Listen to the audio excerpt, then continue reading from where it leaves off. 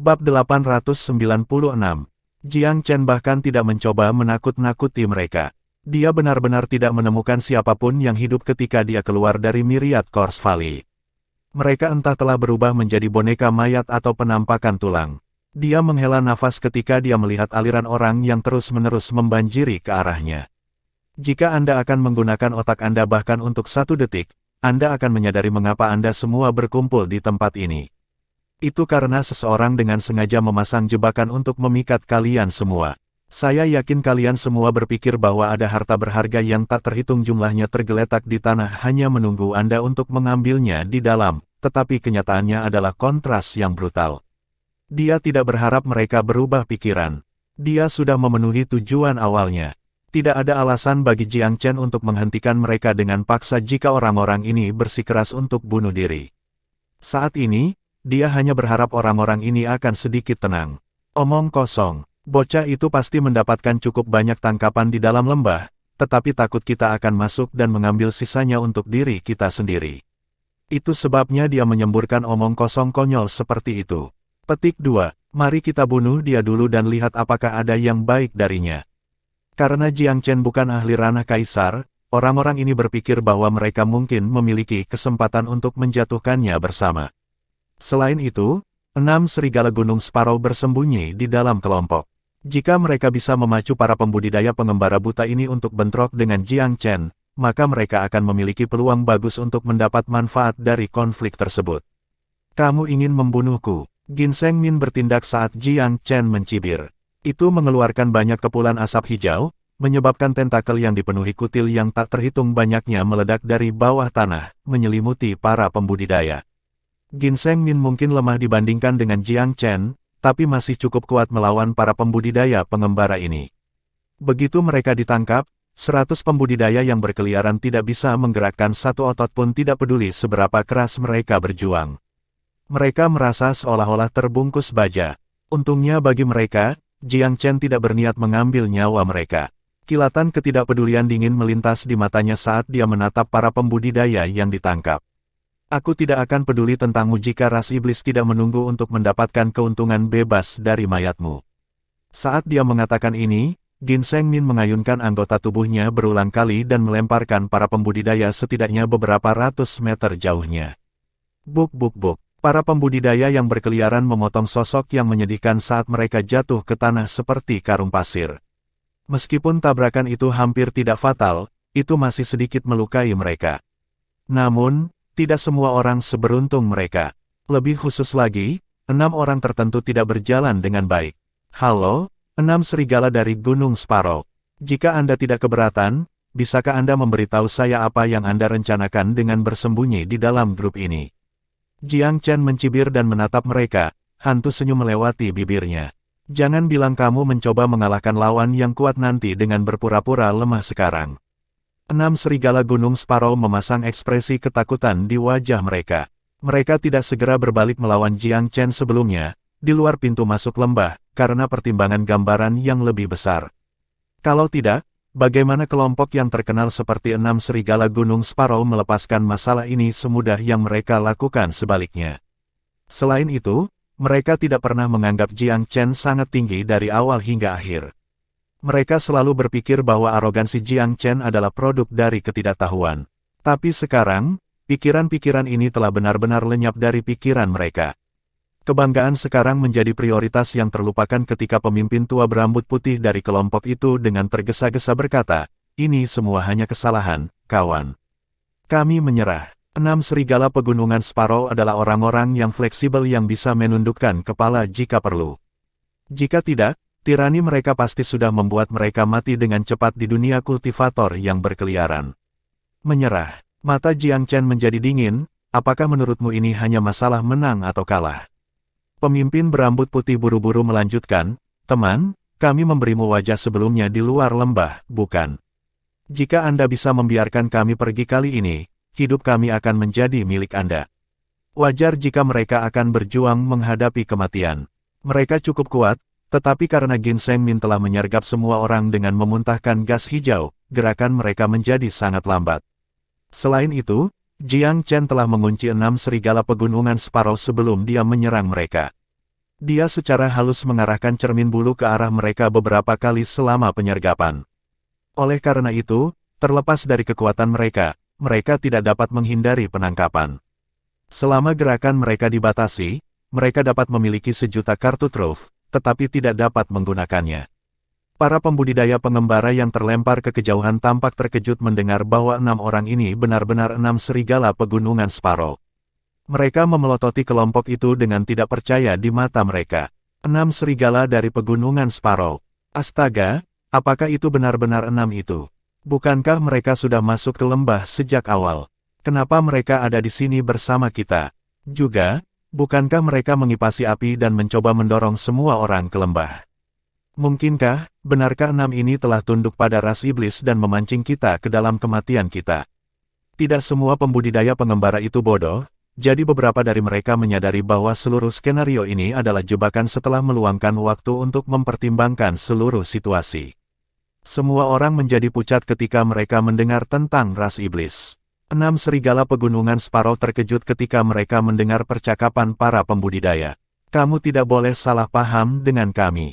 Kami hanya mencoba untuk menjaga Anda, sesama pembudidaya pengembara, karena ada kekuatan dalam jumlah. Kami benar-benar belum menyerah pada ras iblis. Petik 2. Daois Huang, bagaimana Anda bisa salah pada kami? Ras iblis adalah ancaman kuno, bagaimana mungkin kita bisa tunduk pada ras iblis?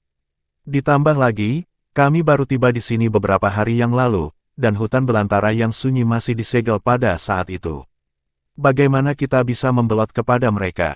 Jika percakapan ini terjadi di masa lalu, maka mungkin Jiang Chen mungkin mempercayai kata-kata mereka.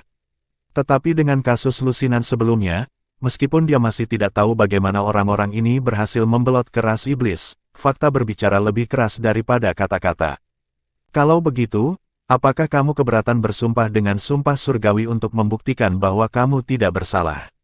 Nada suara Jiang Chen acuh tak acuh. Kau tahu, kalau aku salah menuduhmu. Jika Anda, 6 serigala gunung Sparrow berani bersumpah di surga untuk membuktikan bahwa Anda tidak bersalah, maka saya dapat membiarkan Anda hidup kali ini. Petik 2. Sumpah surgawi. Jejak kepanikan muncul di mata kelompok itu. Jika mereka bersumpah surgawi, maka tidak ada yang bisa lolos dari kematian, apapun yang terjadi. Tetapi jika mereka tidak bersumpah sekarang, mereka bahkan mungkin tidak dapat melewati momen ini. Semua 6 dari mereka adalah pria baja. Setelah mereka saling bertukar pandang yang berarti, mereka memutuskan untuk mengambil risiko dan selamat dari kesulitan hari ini terlebih dahulu. Apakah sumpah surgawi akan menjatuhkan mereka setelah ini adalah masalah masa depan? Untungnya, Jiang Chen tidak melewatkan sinar licik di mata mereka. Jadi dia berkata dengan dingin, ingat, sumpah surgawi Anda harus mencakup orang-orang yang paling dekat dengan Anda. Saya tahu Anda mencoba melewati momen ini dan berharap beruntung di kemudian hari. Kamu bisa berhenti memikirkan pikiran seperti itu sekarang. Kata-kata Jiang Chen seperti seember air dingin yang dituangkan ke atas kepala 6 pria itu. Daois Huang, kamu bertindak terlalu jauh. Ini tidak bisa ditoleransi. Kenapa ini harus melibatkan orang-orang terdekat kita? Juga, saya pikir sumpah surgawi hanya merugikan orang yang bersumpah dan bukan keluarganya. Kata-katanya memang benar adanya. Sebagian besar waktu, sumpah surgawi hanya mengikat orang yang bersumpah. Namun, jika seluruh kelompok terlibat dalam sumpah, bukan tidak mungkin kelompok itu akan terseret ke dalamnya juga. Pada saat yang sama, sumpah belum tentu memicu hukuman pada setiap orang. Misalnya, Sekte Tristar melanggar sumpah surgawi mereka dan dihukum karenanya, tetapi tidak semua murid Sekte Tristar terbunuh oleh sumpah tersebut. Memang benar bahwa hukuman sumpah surgawi mungkin tidak menimpa keluargamu, tetapi jika kamu berbohong, maka aku akan bertindak atas nama surga sebagai gantinya. Nada suara Jiang Chen dingin. 6 serigala gunung Sparrow bergidik dan memelototi Jiang Chen dengan penuh kebencian. Dia tidak takut pada mereka sedikit pun. Dia tersenyum tipis, pertama lusinan, sekarang 6 serigala gunung Sparrow. Justru karena sampah seperti kalian semua yang telah menyerah pada ras iblis yang mendorong kebangkitan mereka dan jumlah yang tampaknya tak terbatas. 6 serigala gunung Sparrow menjadi pucat pasi ketika mereka mendengar Jiang Chen membesarkan lusinan. Mereka tahu bahwa mereka kemungkinan besar tidak akan lolos dari kematian hari ini. Pria tua berambut putih itu tiba-tiba tertawa jahat.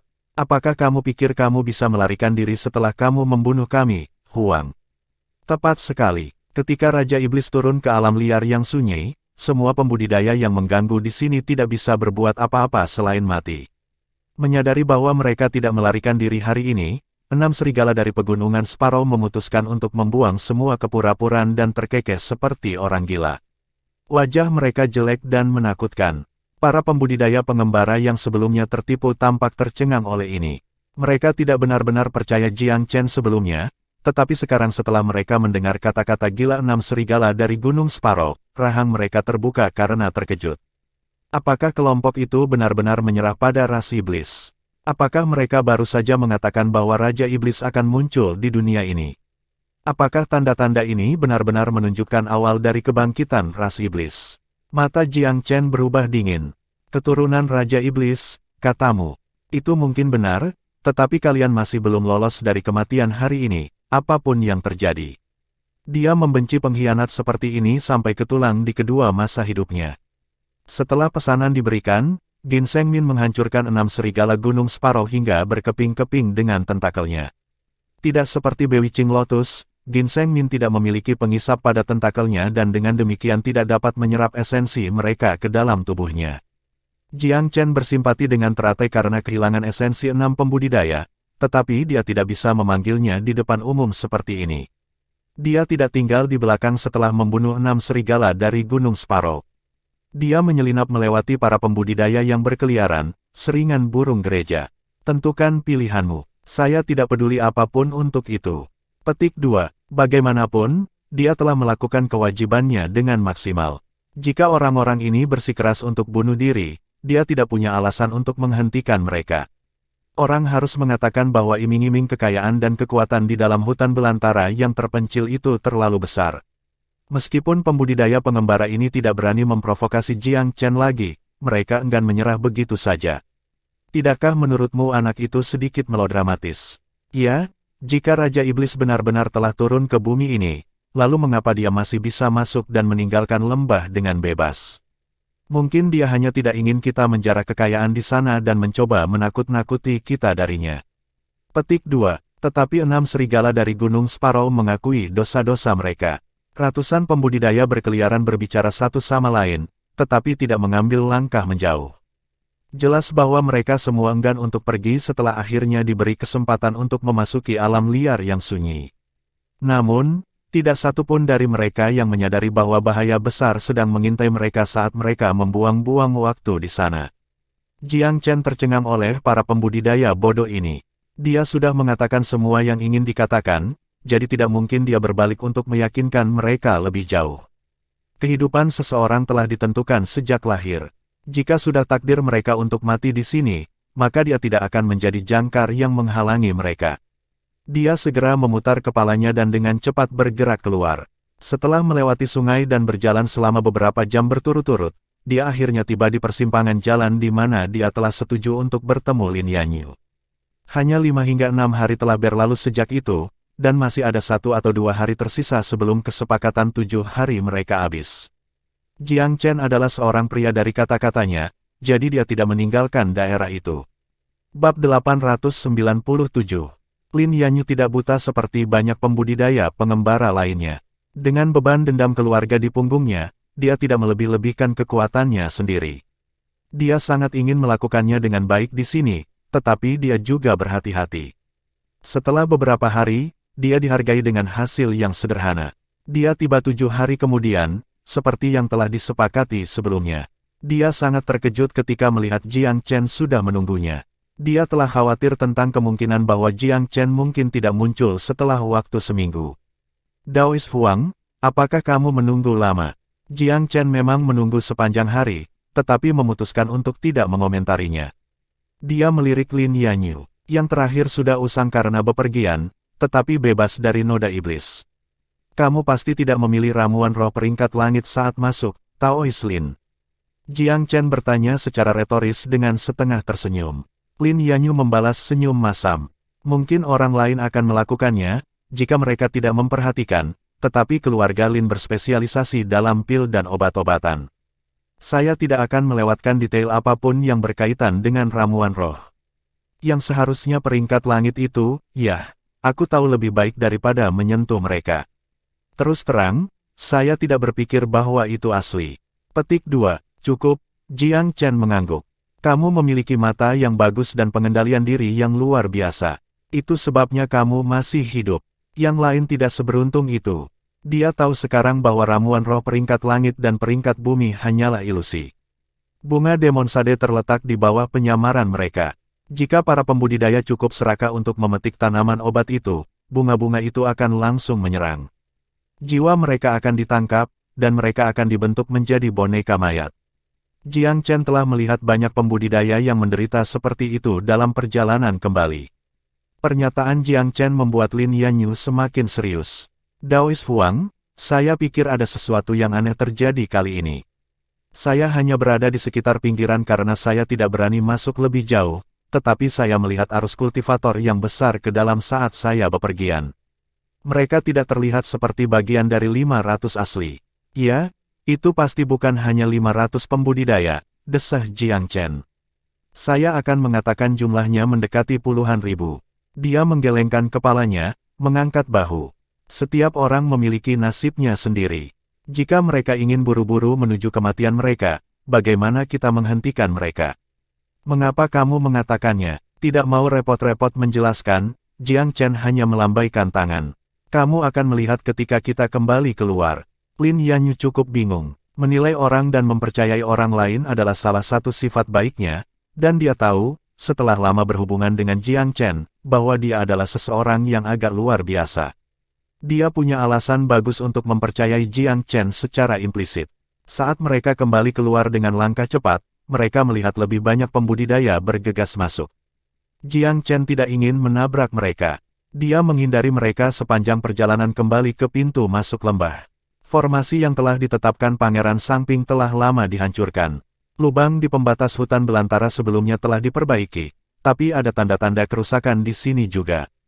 Bagaimana ini bisa? Lin Yanyu tersentak kaget. Jiang Chen tidak tahu bagaimana menjawab. Tentu saja dia tahu Lu Xinan adalah pelakunya. Para pembudidaya yang berkeliaran tidak akan masuk sama sekali jika formasi tetap tidak tersentuh. Sabotase Lu Xinan adalah penyebab langsung dari sekitar 30.000 pembudidaya memasuki alam liar. Mereka tidak akan pernah kembali. Untungnya, malam tiba segera, dan jumlah pembudidaya di dekat pintu masuk lembah mulai berkurang. Semua orang yang ingin masuk sepertinya sudah melakukannya. Mereka bertiga dengan hati-hati berjalan keluar dari batasan. Jiang Chen menatapnya sebentar. Pembatasan itu menunjukkan tanda-tanda pemulihan diri. Pembatasan ini, itu bisa memperbaiki dirinya sendiri. Huanger melihat sedikit pemulihan pembatasan itu juga. Lin Yanyu terpesona. Dia tidak bisa membuat penilaian apapun tentang pembatasan selain dari mencatat kekuatan dan kekuatannya yang luar biasa. Ini adalah larangan kuno. Itu hanya sering terbuka karena usianya. Sepertinya periode pembukaan ini hampir berakhir. Untung kita keluar begitu cepat. Jiang Chen terdengar senang. Kalau tidak, kita harus menunggu sampai waktu berikutnya hal ini terbuka. Berapa lama periode itu? Lin Yanyu bertanya dengan rasa ingin tahu. Jiang Chen menatap pembuat pil muda itu dengan tatapan penuh arti. Oh, apakah Anda ingin kembali lain waktu, Taois Lin? Tidak, tidak, aku hanya bertanya. Tidak mungkin aku akan kembali ke tempat pengecut ini. Di sini sangat menyeramkan. Lin Yanyu menjabat tangannya dengan tergesa-gesa. Saya senang Anda berpikir demikian. Taois Lin, mungkin kita bertiga adalah satu-satunya yang selamat dari tamasya alam liar ini. Petik 2. Namun, Jiang Chen dengan cepat terbukti salah. Satu persatu, beberapa pembudidaya pengembara lainnya keluar dari pembukaan juga, penampilan mereka kuyu. Jiang Chen memeriksa masing-masing dari mereka dengan kesadarannya saat mereka keluar. Jika orang-orang ini telah dinodai oleh iblis, dia tidak akan membiarkan mereka pergi begitu saja. Namun, penyelidikannya mengungkapkan bahwa para pembudidaya ini kemungkinan adalah orang-orang yang pemalu. Sama seperti Lin Yanyu, mereka hanya berkeliaran di sekitar pinggiran. Mereka tidak cukup berani untuk masuk lebih jauh. Huanger menatap pembukaan pembatasan, ekspresinya serius. Karena pembukaannya ditutup, sepertinya siapapun yang masih belum keluar tidak akan bisa lagi.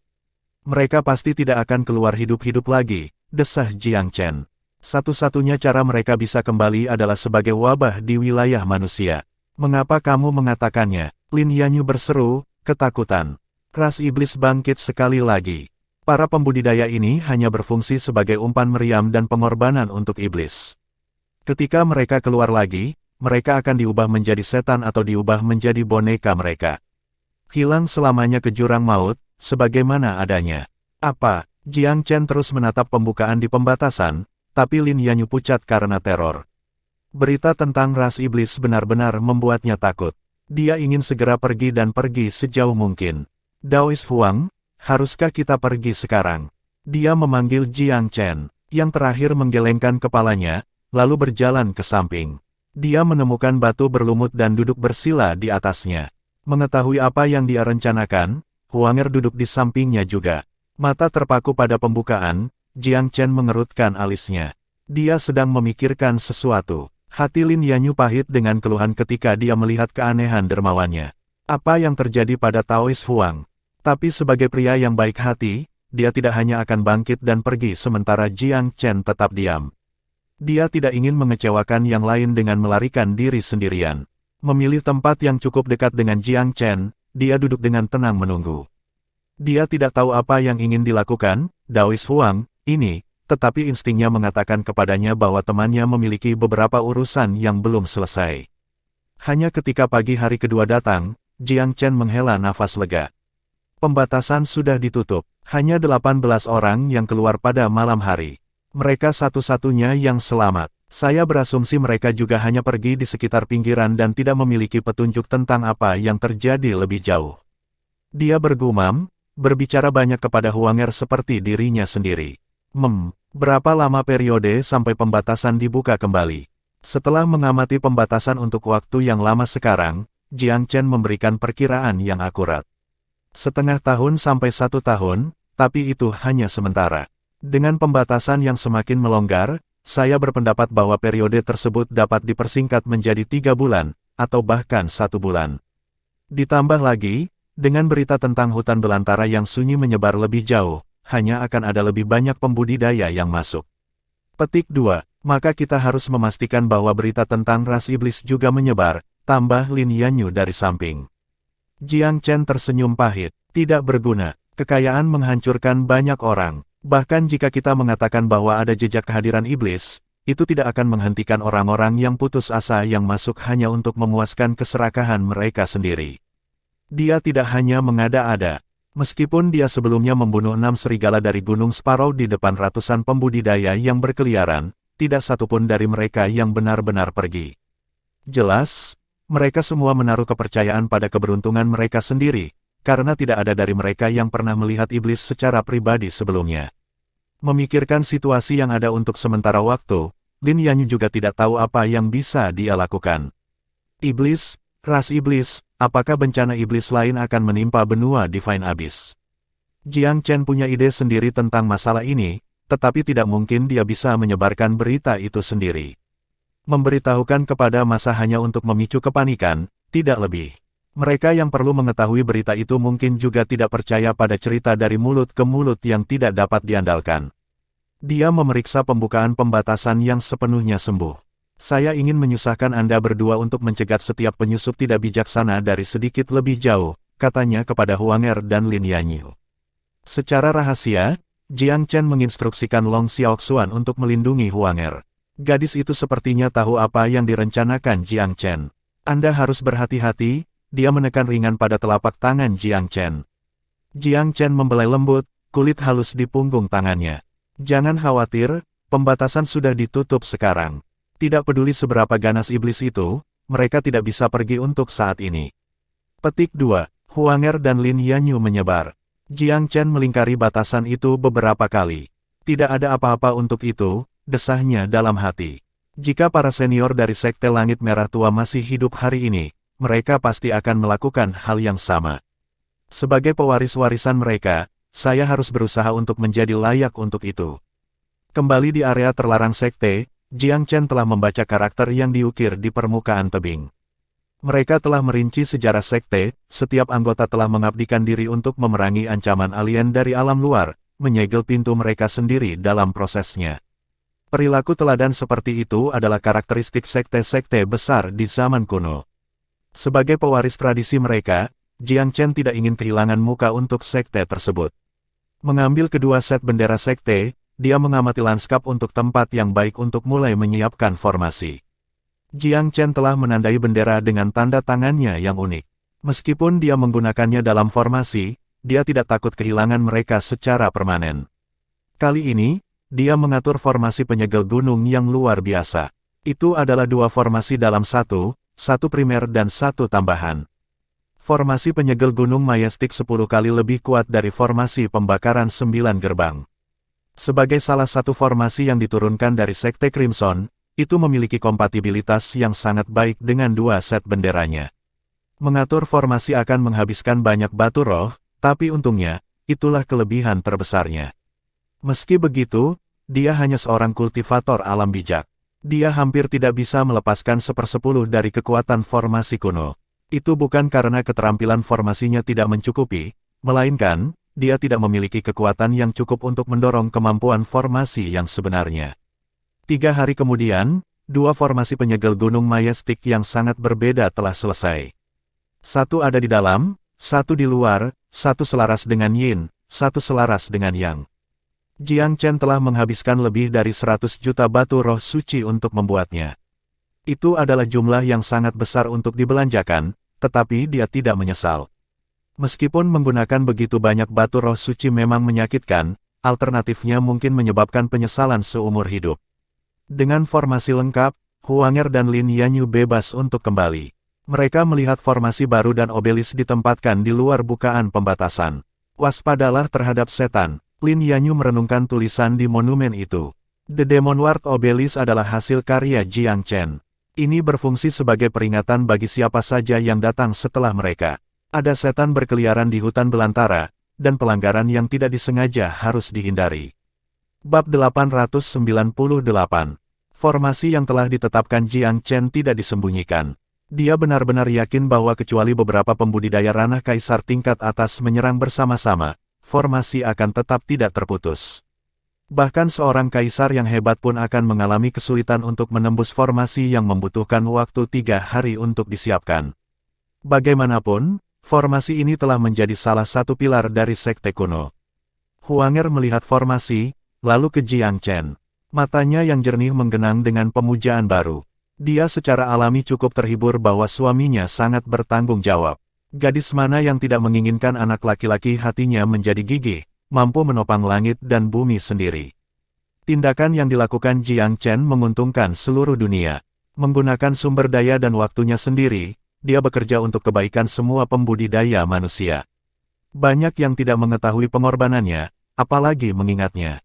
Lebih mungkin bagi orang lain untuk mengutuknya karena sikapnya, lagi pula, formasi itu menghalangi jalan mereka ke alam liar.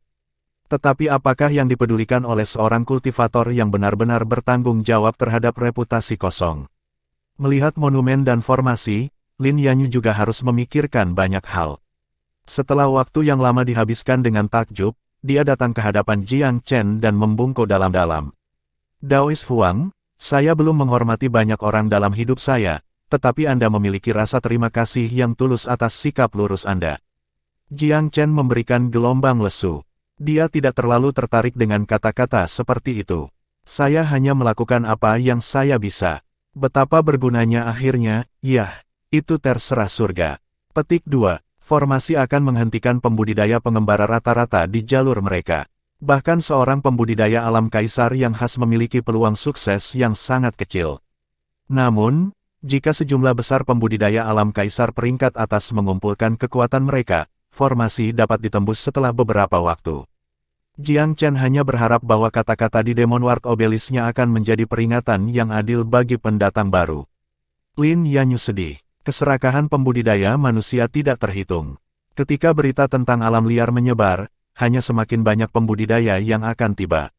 Formasinya kuat, tentu saja, tapi itu hanya bisa menghalangi segalanya untuk sementara waktu. Itu bukan solusi permanen. Itu membuat Lin Yanyu semakin menghormati Jiang Chen. Jiang Chen memiliki beberapa solusi sementara tambahan untuk ini juga. Dia telah menyelipkan banyak kristal gambar ke berbagai sudut. Ketika seseorang berhasil menembus formasi, kristal gambar akan merekam siapa itu. Jika mereka mengambil benderanya dalam proses, Jiang Chen akan dapat melihat siapa yang mengambilnya juga. Dia tidak berniat membuang benderanya begitu saja. Itu adalah bagian dari tradisi Sekte Crimson, dan dia tidak punya hak untuk membuangnya begitu saja. Setelah melakukan semua ini, Jiang Chen melihat ke Huanger untuk penegasan. Suaranya lembut dengan emosi, kamu sudah melakukan cukup. Menghentikan ras iblis bukanlah pekerjaan untuk satu kultivator saja. Lebih banyak lagi yang harus bergabung, terutama yang kuat. Tetapi pembudidaya manusia sebagian besar hanya peduli dengan uang dan kekuasaan. Mereka yang memiliki visi dan kebijaksanaan sangat sedikit dan jarang. Jiang Chen tersenyum kecut. Dia hanya melihat beberapa pembudidaya yang seperti itu selama waktunya di dunia ini. Orang-orang seperti Ye Chonglou dan Kepala Istana dan Qi memiliki kekuatan yang terbatas.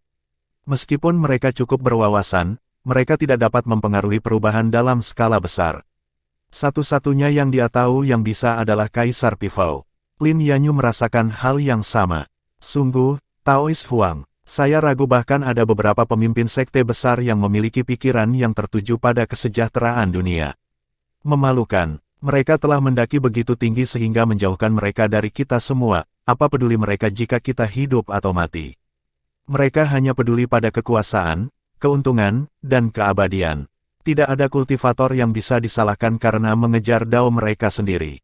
Tetapi dibandingkan dengan kebanyakan, Kaisar Pifou bersedia untuk tinggal di dalam kerajaan Kaisar Besar meskipun telah mengalami persekutuan dengan dao surgawi. Dia melakukannya hanya untuk mengawasi ras iblis, suatu sikap kehormatan dan kejujuran yang luar biasa yang bahkan Jiang Chen harus hormati. Daois Lin, apa rencanamu selanjutnya? Jiang Chen bertanya, begitu kelompok itu keluar dari lembah. Lin Yanyu menghela nafas pelan, aku akan terus bepergian, kurasa. Tambahkan sedikit pengalaman hidup saya. Mungkin setelah itu, aku akan kembali ke Pilvire City. Kalau begitu kita akan berpisah di sini, Jiang Chen mengangguk. Aku berharap bisa bertemu denganmu lagi suatu hari nanti. Lin Yanyu memiliki sesuatu di benaknya yang ingin dia suarakan, tetapi dia menahan diri selama ini. Setelah hening sejenak, dia akhirnya mengumpulkan keberanian. Daois Huang, saya selalu ingin tahu, murid jenius sekte besar mana Anda? Dia punya tebakan, tapi dia tidak merasa ada yang benar. Dia hanya memiliki harapan dari tingkat umum sekte. Namun, ada sesuatu yang lebih dari itu. Taois Huang bahkan lebih kuat dari murid sekte sejati yang khas. Terutama berkaitan dengan formasi yang dia atur. Lin Yanyu tidak bisa membuat kepala atau ekornya, tapi dia bisa merasakan kekuatannya. Formasi seperti itu membutuhkan kekuatan, kekayaan, dan kehadiran pikiran yang besar. Kombinasi ketiganya sungguh luar biasa. Jiang Chen tersenyum. Identitas saya sedikit istimewa. Saya tidak yakin Anda ingin tahu. Tapi aku juga penasaran denganmu, kawan. Jika Anda benar-benar tidak punya tempat untuk pergi, mungkin Anda bisa datang menemui saya di Velurium Capital. Velurium Capital. Lin Yanyu tersentak kaget. Ekspresinya berubah beberapa kali saat dia melihat Jiang Chen. Masih tersenyum, Jiang Chen memiringkan kepalanya dan memberi hormat. Mari kita bertemu lagi suatu hari nanti. Dia sedang terburu-buru untuk menemukan tempat di mana dia bisa menghapus kutukan pengikat generasi Huanger. Dia tidak mungkin memberitahu Lin Yanyu siapa dia sekarang. Mengapa mengambil risiko memperumit masalah lebih lanjut? Sosok Jiang Chen yang pergi menimbulkan rasa kehilangan pada Lin Yanyu. Velurium Capital. Matanya tiba-tiba menyala. Bukankah itu musuh bebuyutan Pilvire City? Jika Taois Huang ingin aku pergi ke Velurium Capital, apakah itu berarti dia adalah keturunan dari faksi hebat di sana? Lin Yanyu sangat bersemangat sekarang. Meskipun ia dilahirkan di Pilvire City, Lin Yanyu hanya memiliki kebencian yang tak ada habisnya untuk tempat kelahirannya. Dia tidak ragu-ragu dalam keputusannya. Aku akan pergi. Hanya Velurium yang bisa memberiku kesempatan untuk membalas dendam. Secercah resolusi melintas di matanya. Penerbangan Jiang Chen membawanya ke langit kerajaan timur. Dia melewati katakombe tanpa batas. Saat dia bersiap untuk terbang melewati kerajaan Sky Laurel, dia memperhatikan bahwa ada pertempuran mengerikan yang terjadi di wilayah udara kerajaan. Biasanya, Jiang Chen tidak tertarik pada pertempuran tingkat rendah seperti itu, tetapi melihat lebih dekat mengungkapkan bahwa penjaga Dragon Teeth menjadi salah satu pihak yang terlibat. Selain itu, ada dua teman lamanya di grup, Tian Shao, yang telah menerima banyak promosi karena dia, dan Tang Long, yang takdirnya telah dia ubah. Kedua orang ini adalah tulang punggung pengawal sekarang. Karena kerajaan Sky Laurel dikendalikan oleh faksi lain di belakang layar, kekuatan penjaga di ibu kota kerajaan menjadi jauh lebih lemah daripada sebelumnya. Saat ini, selusin penjaga sedang diserang oleh sekelompok pria berpakaian hitam. Kelompok terakhir memiliki sekitar 50 anggota, semuanya di alam roh. Adapun penjaga, karena koneksi Jiang Chen ke Sekte Pohon Berharga, sekte tersebut telah berinvestasi lebih banyak ke kerajaan Sky Laurel. Jadi, ada sejumlah pembudidaya alam roh di penjaga Dragon Teeth sekarang juga. Secara khusus, Tian Shao dan Tang Long berada di alam roh peringkat langit. Sayangnya, pria berbaju hitam juga tidak bungkuk. Banyak mayat penjaga berserakan di tanah. Itu adalah pemandangan yang mengerikan untuk dilihat. Tian Shao dan Tang Long memimpin orang-orang mereka yang tersisa dalam lingkaran perlawanan kecil. Mereka berjuang untuk hidup mereka. Dari kelihatannya, mereka berada di batas mereka. Penyerang mereka bisa membanjiri mereka kapan saja sekarang. Direktur Tian, Anda harus pergi dulu. Aku akan melindungimu. Tang Long berteriak. Itu benar, Direktur Tian. Pergilah tanpa kita. Pergi sejauh mungkin, jauh dari kerajaan Sky Laurel. Para penjaga jelas merupakan rekan Tian Shao yang paling dipercaya. Meskipun mereka hampir habis dan menghadapi kematian yang tak terhindarkan, kesetiaan mereka tidak pernah goyah. Apakah aku tipe orang yang akan meninggalkan anak buahku untuk mati? Tian Shao meraung, wajahnya berdarah. Salah satu pria berbaju hitam mencibir, Tian Shao, apa yang terjadi akan terjadi. Bagaimana Anda mendapatkan promosi Anda? Bukankah itu melalui sanjungan? Anda mengejar kematian tersembunyi bertahun-tahun yang lalu. Apakah Anda berpikir tentang apa yang akhirnya akan terjadi suatu hari nanti? Kematian tersembunyi. Jiang Chen tiba-tiba mengerutkan kening. Mengingat nama itu, dia tersenyum karena sangat marah. Sudah lama sekali dia hampir melupakan mereka. Faksi telah melakukan apa yang mereka inginkan di 16 kerajaan. Mereka adalah salah satu organisasi pembunuh paling elit. Bahkan ada seorang pembunuh yang dikirim untuk mengejarnya, yang mencoba membunuhnya di sini dengan bantuan keluarga Long. Ketika Jiang Chen telah kembali ke kerajaan Sky Laurel nanti, pembunuh lain yang lebih kuat telah didelegasikan untuk melakukan hal yang sama. Sue Tong telah ditangkap sebentar dalam proses tersebut. Jiang Chen telah menangkap beberapa dari organisasi pada saat itu, tetapi selalu ada ikan yang lolos dari jaring. Karena dia sibuk melakukan hal-hal yang lebih besar dan lebih baik, Jiang Chen tidak membawa mereka ke tugas untuk kejahatan mereka. Tapi sekarang, Hidden Death secara terbuka melanggar perdamaian di kerajaan Sky Laurel. Namun, ada sesuatu yang membuatnya bingung. Bukankah Hidden Death adalah organisasi pembunuh yang tersembunyi? Mengapa mereka bergerak begitu terbuka? Tian Shao dan rekan-rekannya berada di ujung tali mereka. Jiang Chen mengguncang lengan bajunya. Aliran udara keemasan mengalir turun dari langit seperti air terjun yang mengalir. Itu jatuh ke orang-orang berbaju hitam di bawah, membungkus mereka sepenuhnya di dalam. Air terjun emas sebenarnya ditenagai oleh energi magnet. Bahkan pembudidaya alam bijak akan memiliki waktu yang sangat sulit untuk melarikan diri dari penjara seperti itu. Orang-orang berbaju hitam terjebak di tempat. Mereka tidak bisa bergerak tidak peduli seberapa keras mereka berjuang. Mereka tidak berdaya untuk melawan. Wei Hao, siapa yang menyergap kita? Petik 2. Siapa yang berani ikut campur dalam urusan kematian tersembunyi? Orang-orang berbaju hitam terlalu terbiasa mengamuk. Bahkan di penangkaran, mereka masih cukup ganas. Nada mereka dipenuhi dengan arogansi yang menunjukkan kurangnya kesadaran. Penjaga Dragon Teeth di pihak Tian Shao telah bersiap untuk bertarung sampai mati. Mereka tidak yakin apa yang baru saja terjadi. Pergantian peristiwa ini mengejutkan. Direktur Tian, kami, Tang Long juga tidak tahu apa yang sedang terjadi. Tian Shao telah lama dipromosikan menjadi wakil direktur Dragon Teeth Guard, tetapi meskipun demikian, sehubungan dengan situasi yang dihadapi, dia tahu sebanyak krunya. Bab 899, Jiang Chen dan Huanger tanpa emosi saat mereka turun ke ketinggian yang lebih rendah di mana pertempuran itu terjadi. Karena dia menyamar, Tian Shao dan Tang Long tidak akan tahu siapa dia. Faktanya, Gong Wuji tidak akan melakukannya, bahkan jika pria itu hidup kembali. Orang-orang berpakaian hitam sedikit terintimidasi oleh fakta bahwa Jiang Chen dan Huanger tidak terbang di atas gunung, melainkan turun di udara dengan kekuatan mereka sendiri. Tian Shao dan bawahannya juga melihatnya. Penerbangan. Mereka saling memandang dengan mata terkejut, wajah mereka pucat. Para pendatang baru ini telah terbang tanpa binatang roh. Mereka setidaknya harus berada di alam bijak. Meskipun pembudidaya alam bijak sesekali muncul di kerajaan Sky Laurel dari waktu ke waktu, melihat pembudidaya seperti itu secara langsung adalah terlarang bagi mereka. Bahkan jika mereka secara tidak sengaja dapat melihat sekilas, mereka tidak akan mengetahuinya. Kedua belah pihak terkejut melihat pemandangan langka seperti itu. "Ah, siapa kamu?" Pemimpin pria berbaju hitam tergagap. Kami dari kematian tersembunyi." Kematian tersembunyi. Apakah itu salah satu dari organisasi pembunuh rahasia itu? Jiang Chen berkata tanpa ekspresi. Tian Shao dan rekan-rekannya merasa lega atas evaluasi Jiang Chen terhadap organisasi tersebut. Kedengarannya mereka tidak berhubungan baik. "Begitulah kami sebelumnya," pemimpin berpakaian hitam itu mengangguk. "Kami telah menjadi pengikut Sekte Langit Ninesuns dan sekarang menjadi faksi di bawah salah satu sekte peringkat pertama mereka. Kepala sekte kami adalah salah satu pemimpin divisi untuk divisi Cahaya Ungu." Sekte Langit Ninesun, divisi Cahaya Ungu. Jiang Chen berkedip. Bukankah divisi Cahaya Ungu adalah nama yang diubah oleh Sekte Matahari Ungu setelah membelot ke Sekte Langit Ninesuns? Tampaknya setelah elit sekte meninggal, divisi telah jatuh ke tangan kematian tersembunyi. Pemimpin berpakaian hitam itu membusungkan diri.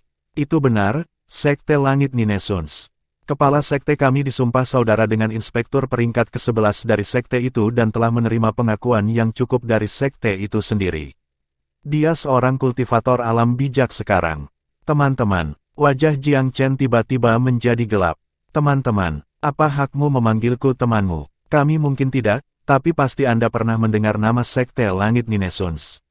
Pemimpin berpakaian hitam itu dengan keras memproklamirkan. "Apakah orang-orang ini mencoba menekan saya menggunakan nama sekte?" Jiang Chen tidak bisa menahan tawa. Dia tidak takut pada Sekte Langit Ninesuns bahkan ketika dia hanya seorang pembudidaya alam roh. Apa kemungkinan perubahan itu sekarang? Di sisi lain, Tian Shao dan pengawalnya cukup cemas. Mereka takut kedua pembudidaya kuat ini akan pergi setelah mendengar nama sekte tersebut. Jika mereka melakukannya, maka penjaga Dragon Teeth akan kehilangan satu-satunya penyelamat mereka. Melihat Jiang Chen terdiam, pemimpin berpakaian hitam itu berpikir bahwa orang di depannya menjadi ketakutan.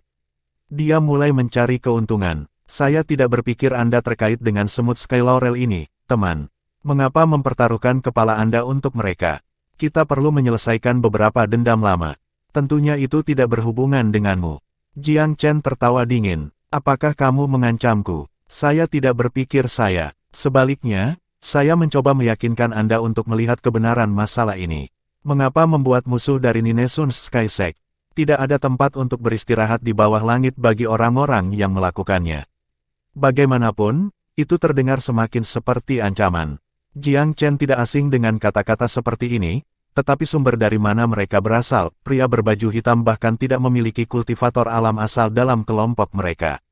Bagaimana mereka punya nyali untuk mengancamnya? Cukup aneh, sungguh. Orang-orang dari Hidden Death ini menunjukkan diri mereka sebagai pemula. Sekarang mereka memiliki Sekte Langit Ninesuns untuk mendukung mereka. Mereka berpikir bahwa mereka adalah yang terbesar di dunia. Jiang Chen menggelengkan kepalanya sedikit. "Betapa malangnya bagimu. Saya memiliki hutang lama untuk diselesaikan dengan kematian tersembunyi juga. Saya akan memperlakukan kalian sebagai pembayaran bunga di muka." Petik 2. "Apa? Kamu harus memikirkan semuanya.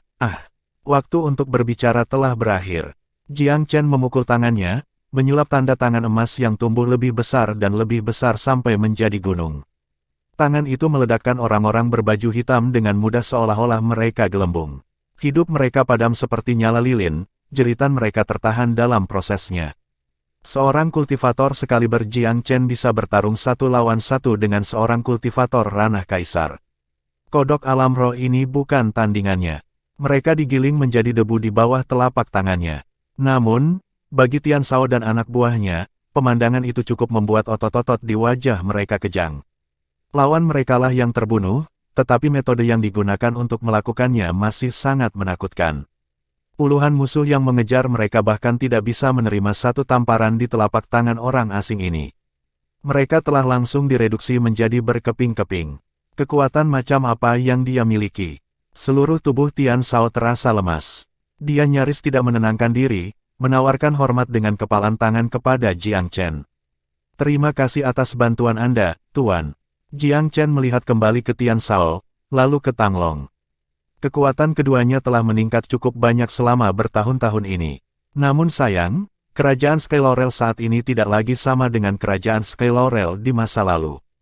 Keterampilan mereka adalah setetes ember dalam skema besar. Sedikit mengangguk setuju, dia bertanya, ada apa dengan Hidden Death? Bisakah salah satu dari kalian menjelaskan lebih detail? Tian Shao mengumpulkan keberanian untuk datang. Dia menceritakan perubahan drastis yang dialami kematian tersembunyi selama beberapa tahun terakhir ini. Semuanya dijelaskan secara rinci. Ketika kematian tersembunyi telah bekerja dalam aliansi 16 kerajaan bertahun-tahun yang lalu, kekuatan mereka sangat kuat bahkan saat itu. Meskipun mereka tidak sekuat 4 sekte besar, mereka hanya lebih lemah dalam ukuran kecil. Kesempatan pertama mereka datang setelah aliansi Precious Tree Sect dan Regal Pill Palace beberapa tahun yang lalu. Sekte Matahari Ungu berada pada titik terendah saat itu, dan sekte lainnya memiliki pendukung yang berbeda. Rencana Ninesun Sky Sekte sangat terganggu, dan di sanalah Hidden Death masuk. Kepala Hidden Death menawarkan harta yang sangat menyenangkan seorang inspektur peringkat 11 dari Ninesun Sky Sect. Inspektur langsung menjadi saudara angkat dengan kepala sekte kematian tersembunyi, dengan sepenuh hati merekomendasikan kematian tersembunyi kepada atasannya. Dengan bantuan Ninesuns, Hidden Death meningkat kekuatannya hanya dalam beberapa tahun. Kekuatan mereka melampaui 4 sekte besar yang bersejarah, dan mendekati sekte peringkat kelima. Ketika Eternal Celestial Capital menginvasi Myriad Domain, kesempatan lebih lanjut untuk kemajuan Hidden Death datang. Kekacauan tambahan itu sempurna bagi kematian tersembunyi yang didukung Ninesuns untuk berkembang seperti api. Kematian tersembunyi hari ini sepenuhnya berada di bawah divisi Cahaya Ungu. Kepala sektenya adalah orang kedua di sana. Tidak ada perbedaan antara komandan kedua dan orang yang bertanggung jawab, karena yang terakhir ditunjuk oleh Sekte Langit Ninesuns. Sebagian besar, mereka tidak terlalu mempermasalahkan urusan divisi. Dengan demikian, kematian tersembunyi tumbuh penuh dengan diri mereka sendiri di 16 kerajaan. Selain itu, mereka dapat menyebarkan jangkauan mereka ke seluruh Myriad Domain. Meskipun domain tersebut memiliki banyak faksi yang mendudukinya, yang lain memberi divisi Cahaya Ungu tempat yang luas. Bagaimanapun, mereka adalah bawahan dari Sekte Langit Ninesuns. Beberapa hari sebelumnya, seseorang di Hidden Death mungkin mengingat rasa malu dari kegagalan mereka sebelumnya di Sky Laurel bertahun-tahun yang lalu, mengajukan proposisi untuk membalas dendam. Tian Shao telah menjadi salah satu kepala gugus tugas pada saat itu. Sayangnya, dia ditemukan sedang bertugas dan terlibat oleh kelompok haus darah ini. Tuan, divisi Cahaya Ungu pasti akan menyelidiki sekarang bahwa Anda telah membunuh seseorang dari kematian tersembunyi. Tian Shao tidak bisa tidak menyebutkan setelah penjelasannya. Mereka sekarang didukung oleh Ninesun Sky Sect, dan mereka menggunakannya sebagai lisensi untuk merajalela di semua tempat. Anda harus pergi sesegera mungkin. Petik 2. Bagaimana denganmu? Jiang Chen tersenyum tipis. Tian Shao tampak tertekan. Kami hanya bisa mengganti nama dan pensiun. Kerajaan Sky Laurel tidak seperti dulu. Jika bukan karena kesetiaan kita kepada Yang Mulia Raja, kita semua pasti sudah pergi sejak lama. Jiang Chen menghela nafas pelan. Bahkan belum 10 tahun, tetapi keadaan sudah menjadi seburuk ini. Bahkan tempat yang tidak penting seperti kerajaan Sky Laurel telah terperangkap dalam perubahan besar dunia. Eternal Celestial Capital dan Ninesun Sky Sect adalah orang-orang yang paling bertanggung jawab atas keadaan ini. Berpikir sejenak, dia meluangkan waktu untuk memilah-milah beberapa hal sebelum memberikan Tian Shao cincin penyimpanan. Ambil ini. Tian Shao mengetahui sifatnya segera setelah dia menerimanya. Tuan, apa yang kamu? Oleh Tian, ini Jiang Chen, pesan Jiang Chen. Ada banyak hal di cincin penyimpanan ini yang akan membantu Anda di masa pensiun Anda. Beberapa di antaranya juga akan meningkatkan kekuatan Anda. Pisahkan mereka dengan Tang Long. Adapun pangeran keempat, dia harus duduk lebih lama lagi. Ingat, selama kamu masih hidup, selalu ada harapan. Pesan itu mengguncang Tian Shao sampai ke intinya. Dia segera ingat bahwa Jiang Chen secara teknis masih seorang penjahat pada umumnya. Lokasinya tidak bisa dikhianati. Menekan kegembiraannya, dia membungkuk. Terima kasih atas kemurahan hati Anda, Tuan. Jika Anda tertarik, silakan datang ke ibu kota untuk minum teh dan mengobrol. Petik 2. Tidak perlu, Jiang Chen melambai. Jika kamu berniat menyembunyikan dirimu dan namamu, kamu harus pergi sekarang. Dia menindaklanjuti dengan sebuah pesan.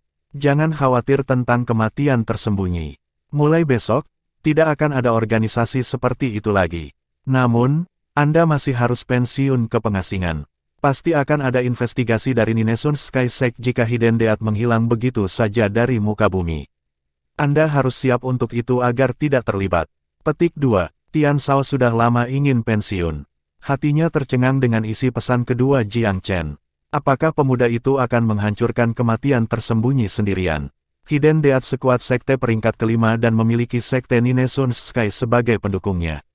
Itu adalah entitas terkuat dalam aliansi 16 kerajaan.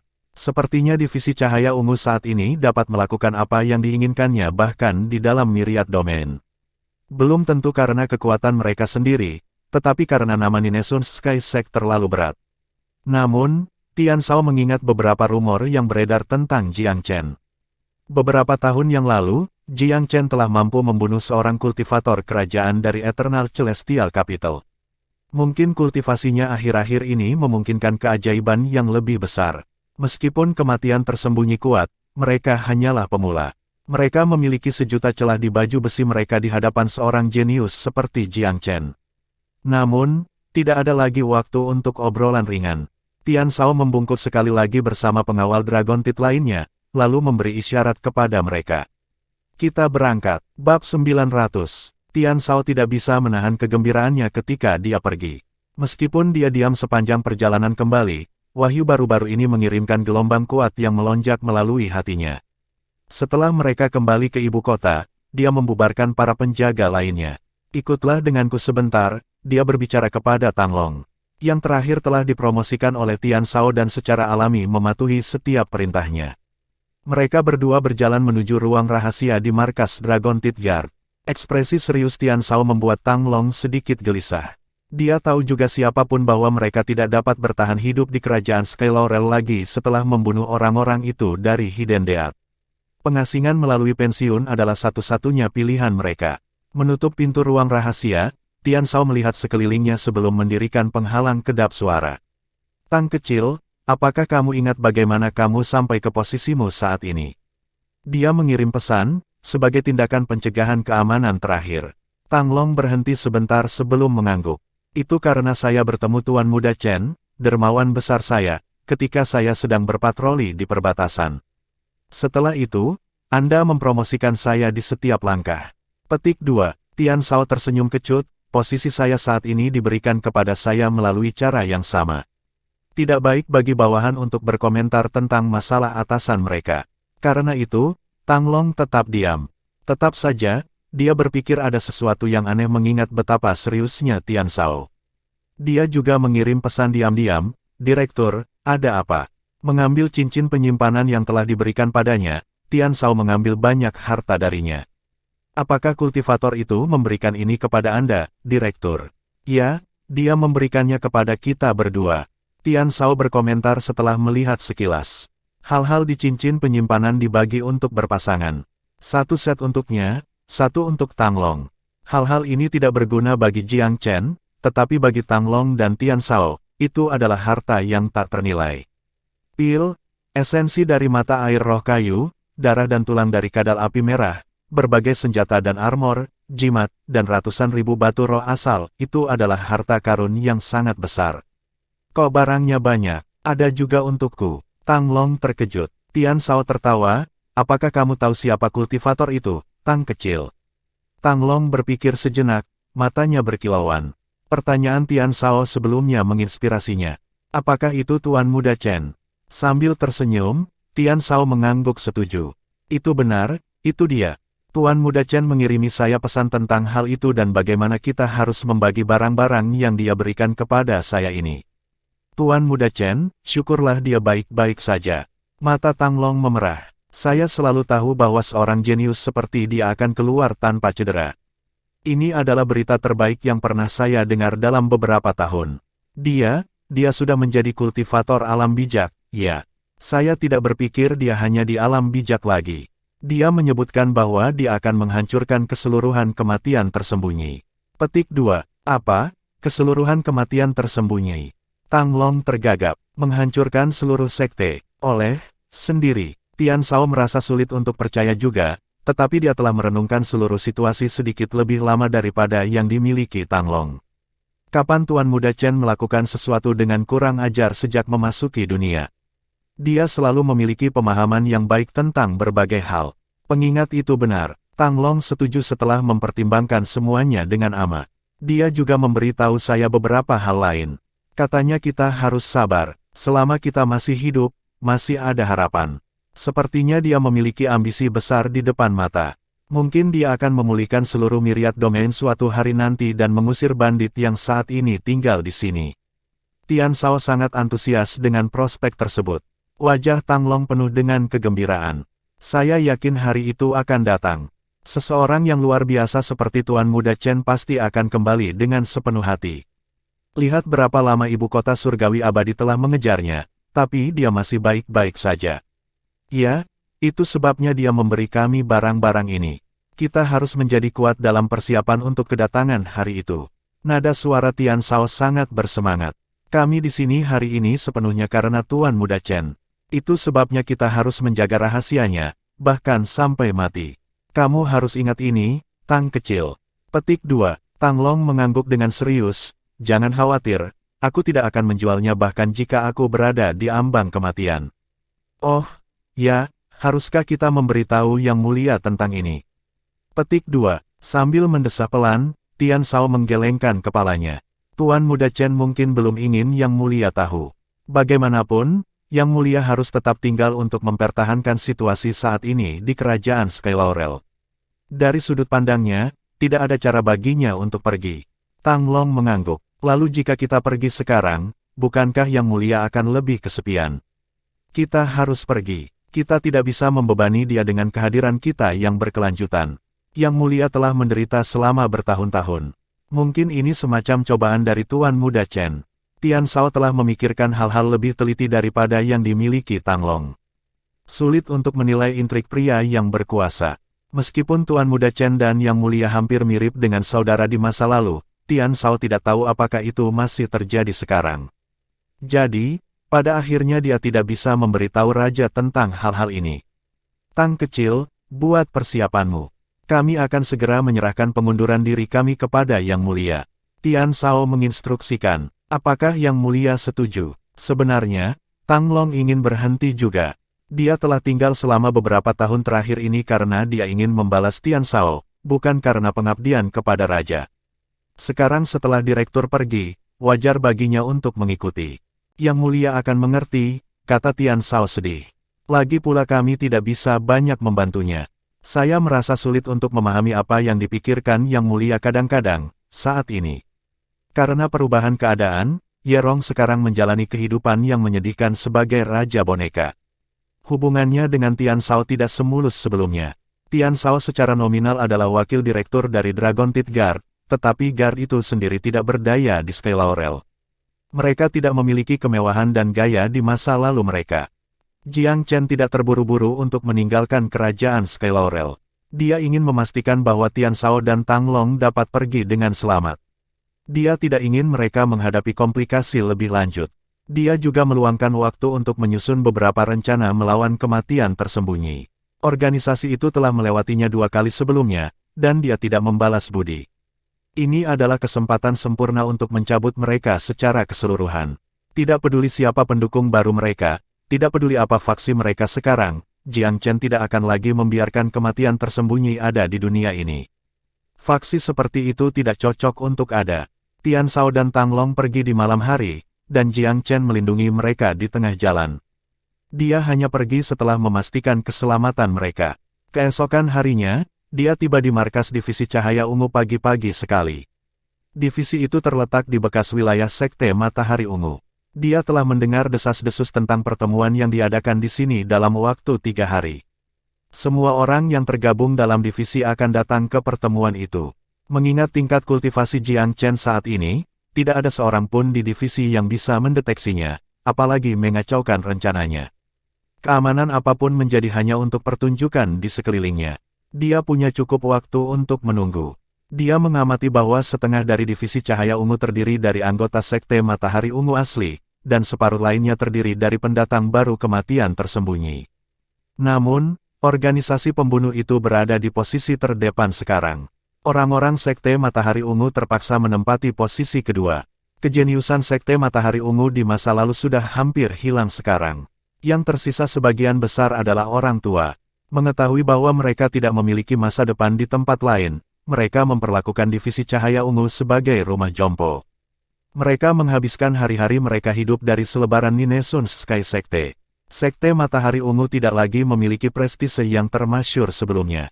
Jiang Chen tidak simpatik. Mereka telah membawa masalah mereka ke atas diri mereka sendiri. Mereka telah bersekongkol dengan Ninesuns Sky Sek sejak awal, dan mereka adalah yang pertama menjual aliansi 16 kerajaan. Situasi mereka saat ini memang layak. Betapa megahnya mereka dulu di 16 kerajaan. Tidak mudah untuk melupakan Sun Caser lelaki tua yang sombong di masa lalu. 3 hari berlalu, dan konferensi akan dimulai. Semua anggota menengah dan tinggi dari divisi cahaya ungu telah berkumpul bersama. Ada beberapa ratus orang di tempat yang sama. Sebagian besar berasal dari kematian tersembunyi, tetapi beberapa adalah orang tua dari Sekte Matahari Ungu. Kepala kematian tersembunyi duduk tinggi di atas tahta kepala divisi. Tatapannya bangga dan semangatnya tinggi. Semuanya, dia melihat sekelilingnya. Setelah beberapa tahun terakhir pertumbuhan, divisi cahaya ungu kami meningkat setiap hari. Ada kabar baik yang baru saja masuk selama beberapa hari terakhir ini. Sebuah wilayah dengan nadi roh yang dulunya milik 6 sekte besar telah jatuh di bawah kendali kita. Kami akan menggunakan tanah ini dalam dekade berikutnya untuk memperkuat diri lebih jauh. Kami yakin akan menerima lebih banyak penghargaan dari Sekte Langit Ninesuns. Penonton di bawah bergema dengan tepuk tangan.